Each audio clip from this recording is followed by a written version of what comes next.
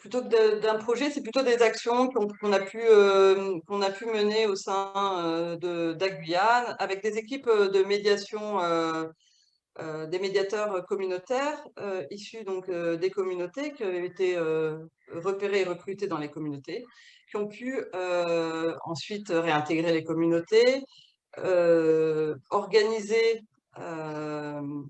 l'action directement dans les communautés et contribuer à une meilleure, ouais, en tout cas, un accès aux droits. Enfin, il y a eu plusieurs choses. Il y a eu, par exemple, de la lutte contre le palu, ou un accès à l'eau potable, ou,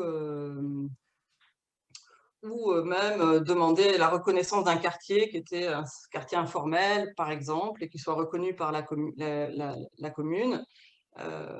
Ouais, c'est cet ensemble d'actions qui a pu être mené par, disons que ce dont je suis le plus fière, en fait, c'est plutôt de l'équipe de médiateurs communautaires qui a été constituée et de leur pouvoir d'action, de leur capacité d'action et d'organisation des communautés. L'idée, c'était pas vraiment de porter, de nous de porter une action, mais d'accompagner les communautés euh, dans le diagnostic, voilà, la reconnaissance de la problématique, l'organisation de leurs réponses en fait, et l'organisation de leur action. Euh, et les médiateurs, ils viennent en soutien, c'est ça. Et ils apportent une facilitation, on va dire, de communication pour essayer de fédérer tout le monde autour d'une action. Et puis une organisation pour que l'action elle soit à la portée de tous et la plus pertinente Mhm. possible, et pour que les gens soient en capacité de se réapproprier en fait les questions qui les concernent dans les quartiers. Le PALUC a été, il y a eu plusieurs phases en 2013 notamment de grande épidémie de palu à Saint-Georges.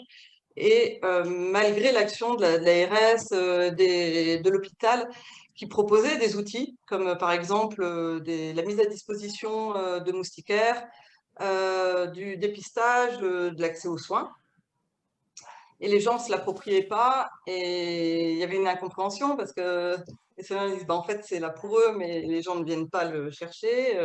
Et on s'est proposé en intermédiation et on a pu mener sur plusieurs mois des actions dans les quartiers pour essayer de comprendre d'abord comment les gens, leur vision du palu, eux, qu'est-ce que ça représentait pour eux. On a pu se rendre compte que pour eux, c'était leur quotidien et que c'était pas une problématique aussi importante que ce que pouvaient envisager les institutionnels ou les soignants. Et aussi que ce n'était pas toujours prioritaire parce qu'il y avait d'autres priorités, notamment sur le manque d'accès à l'eau. Et également qu'une fois qu'ils étaient malades, en fait, ils estimaient qu'il n'y avait plus moyen d'agir, qu'il fallait juste attendre que ça passe. Et avec ou sans traitement, ça mettait à peu près le même délai de guérison, et qu'il n'y avait plus d'enjeu en fait à se mobiliser sur la question du palu une fois qu'ils étaient touchés. Euh, du coup, on a essayé de réfléchir avec les communautés, du coup, qu'est-ce qu'on pouvait faire au sein de la communauté, dans les quartiers directement, pour éviter donc du coup d'être touchés. Et là, il y a eu les équipes de médiation de DAC ont pu accompagner une quarantaine de bénévoles dans les quartiers de Saint-Georges autour de cette question du paludisme, avec l'intervention de spécialistes. C'était notamment l'Institut Pasteur qui était venu former les bénévoles pour bien comprendre c'est quoi le palu, comment ça fonctionne, comment il se propage. Et, et ces agents communautaires, en fait, ces leaders communautaires, c'était que des bénévoles, pendant plusieurs années, en fait, ont agi au fil de l'eau, en fait, sur ces questions avec les habitants dans les quartiers. Et là, on s'est rendu compte que ben, pour la peine, les gens s'appropriaient la question du palu parce qu'ils avaient vraiment le sentiment qu'ils pouvaient agir eux-mêmes pour lutter contre le palu. Et du coup, il y a eu aussi une reconnaissance de l'ARS de tout ça, puisque après, l'ARS nous a soutenus pour accompagner les questions de santé environnement, palu, dingue. Pour la peine, les politiques publiques ont reconnu l'action communautaire sur ces questions-là et l'ont soutenu. Donc, c'était plutôt, enfin, on était plutôt fiers.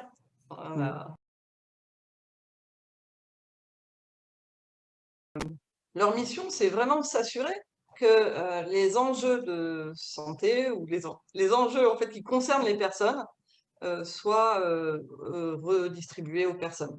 Que ceux qui sont concernés par l'action publique soient ceux qui décident euh, que la gouvernance en fait de l'action publique, elle soit au plus proche des personnes qu'elle concerne. Oui, c'est de partager les connaissances, les compétences. C'est de permettre aux personnes de se réapproprier leur vie, leur santé, d'être en capacité de la revendiquer, de prendre des décisions éclairées, et puis surtout qu'elles soient respectées et entendues ensuite par, par l'institution, par les soignants, par les professionnels.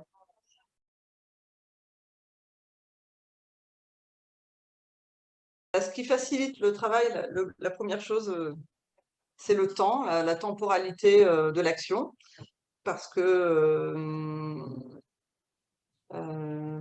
l'action communautaire, elle n'a pas la même temporalité que l'action publique. Elle n'est pas sur des logiques de projet en 9 mois. Elle se construit sur plusieurs années, voire générations parfois. Donc effectivement, quand on a du temps, on est capable, d'accompagner les communautés dans leur temporalité à elles, de faire quelque chose qui a beaucoup plus de sens, qui répond mieux aux besoins, aux attentes et au rythme des personnes. Elles ne sont pas toutes au même niveau. Il y a accompagner lentement les montées en compétences. Ce qui facilite,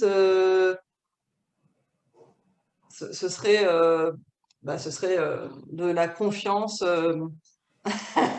de la confiance des administrations et des politiques publiques euh, avec un contrat finalement avec les communautés qui permettent aux communautés de prendre les décisions à leur échelle qui les concernent, plutôt que de penser l'action très très loin des personnes qu'elle concerne, qu'elle impacte. Ça serait aidant, ça arrive rarement, ça arrive des fois. Sur des programmes d'expérimentation, ça peut arriver. Et après, bon, il y a ce qui est aidant et ce qui peut être un frein. Il y a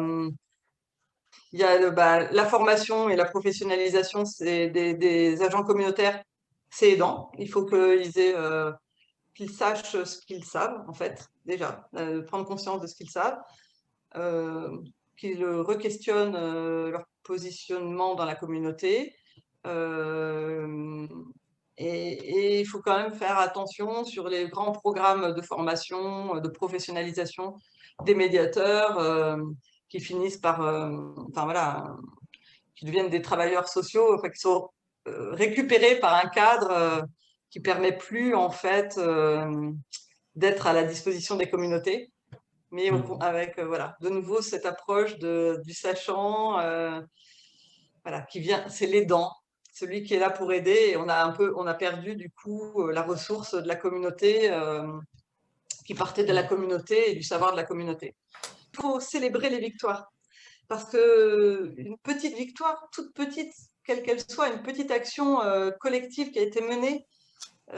Des fois, c'est pas grand-chose, c'est de se dire, allez, on se dit qu'on arrive à se réunir, y compris ceux du village là-bas qui vient pas souvent, et on se donne les moyens de le faire. Et quand on gagne, ça, ça booste, ça nourrit, ça mobilise pour très très longtemps. C'est de se dire finalement c'est possible et en fait on peut faire quelque chose. C'est que les personnes au bout d'un moment elles sont pétrifiées et persuadées qu'elles ne peuvent que subir. Enfin, que la vérité arrive de l'extérieur et qu'elles sont dans l'attente. Et là, tout d'un coup, on se dit, ah ben non, en fait, on a un pouvoir d'agir, d'être entendu. Et oui, les communautés qui ont pu mener des actions, qui sont reconnues, valorisées et qui sont victorieuses, même si elles sont à une échelle, une toute petite échelle. Ben, évidemment, il y a un dynamisme ensuite, puis ça fait ils vont mobiliser d'autres personnes qui disent, ah ouais, quand même, ils arrivent à faire des choses. Moi aussi, j'aimerais bien agir. Et au final, ça devient. Et pour ça, je pense que vraiment, les projets d'Aguyane à Saint-Georges, je pense, sont assez, assez exemplaires parce qu'ils ont fait des toutes petites choses au départ, notamment sur l'accès à l'eau. Au départ, c'était vraiment pas grand-chose, c'était de s'assurer que toutes les familles aient un filtre brésilien. C'est un filtre à base en fait, c'est un filtre mécanique. L'eau passe par de la céramique et donc c'était vraiment pas grand-chose.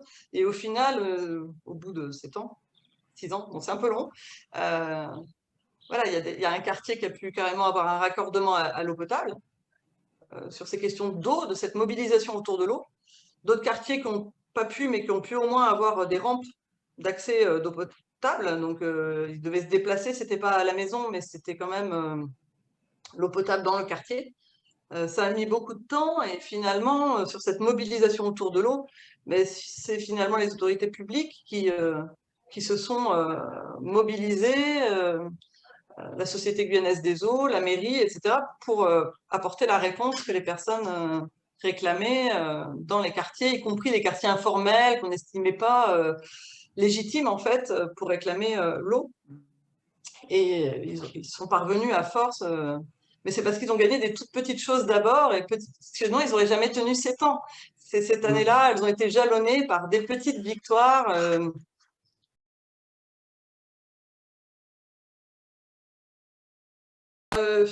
Au début, ça a été un peu dramatique parce que quand l'année dernière, quand le Covid est arrivé, on avait un projet très ambitieux de forum de santé communautaire et quelque chose qui s'était, je pense, jamais fait en Guyane, de réunir dans un même forum, au même endroit, des leaders communautaires de toute la Guyane et de toutes les communautés culturelles ou géographiques de Guyane. C'était très très ambitieux. Euh, L'idée, c'était quand même de se dire, les gens se rendent compte qu'ils sont pas tout seuls. Se dire, ah, mais eux, vous faites ça, qu'est-ce qu'on peut échanger? Et puis, qu'est-ce qu'on a en commun? On n'agit pas sur les mêmes choses, pas à la même échelle, pas sur les mêmes territoires. Et pourtant, qu'est-ce qui fait que on a des points communs et qu'on peut se fédérer autour de ces questions-là? Et voilà, peut-être revendiquer des choses collectivement, pourquoi pas, peut-être se fédérer et se faire entendre, voilà, faire valoir la santé communautaire et la faire reconnaître davantage par les institutionnels, les collectivités territoriales ou les services publics.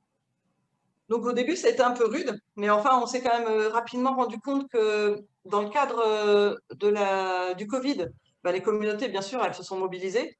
Elles se sont mobilisées pour lutter contre la maladie, mais au début, pas tant que ça, parce qu'on était très peu touchés, mais déjà pour lutter contre les mesures de lutte contre la maladie. C'était les premières actions, elles étaient là-dessus, sur les quartiers qui étaient confinés et qui nécessitaient d'avoir accès à de l'aide alimentaire, à de l'eau potable, des enfants, d'avoir accès à leurs devoirs, à leurs cours, etc. Et ils ne pouvaient pas sortir de leur quartier. Donc, les communautés sont d'abord mobilisées là-dessus, en réaction. Puis ensuite, au fur et à mesure que l'épidémie est montée, aussi sur de l'organisation vraiment communautaire, sur qu'est-ce qu'on met en place pour lutter contre le Covid, pour se défendre, pour assurer les moyens de subsistance de la communauté. Donc ça, c'était assez passionnant. Du coup, on a essayé d'accompagner ça, d'aller avec l'effet Morpho. On avait la chance d'avoir une stagiaire en santé publique pour le forum, donc elle était là. Et on s'est du coup mobilisé là-dessus, aller voir tous les acteurs communautaires dans toute la Guyane savoir comment ils agissaient sur le Covid, qu'est-ce qui facilitait, qu'est-ce qui compliquait leur action. Et puis quand même, on a pu constater que du coup, c'était pas les acteurs en santé traditionnels qui étaient au devant de la scène et qui étaient effectivement en capacité d'accompagner les personnes dans les quartiers et dans les villages. C'était bien les leaders communautaires, ceux à qui jusqu'à maintenant on ne reconnaissait pas forcément de légitimité. C'était ceux-là au cœur des communautés, au plus près des personnes qui avaient déjà de la confiance des gens, qui ont pu accompagner vers le dépistage, accompagner vers le soin, faire une veille des problématiques, faire le lien avec les institutions. Et ça, je pense que c'est extrêmement révélateur et prometteur parce que aujourd'hui, je pense qu'en Guyane, j'espère, on s'est bien rendu compte qu'on ne pouvait pas faire en fait sans les communautés et sans leur organisation intrinsèque. Et ça participe quand même à la reconnaissance de l'action communautaire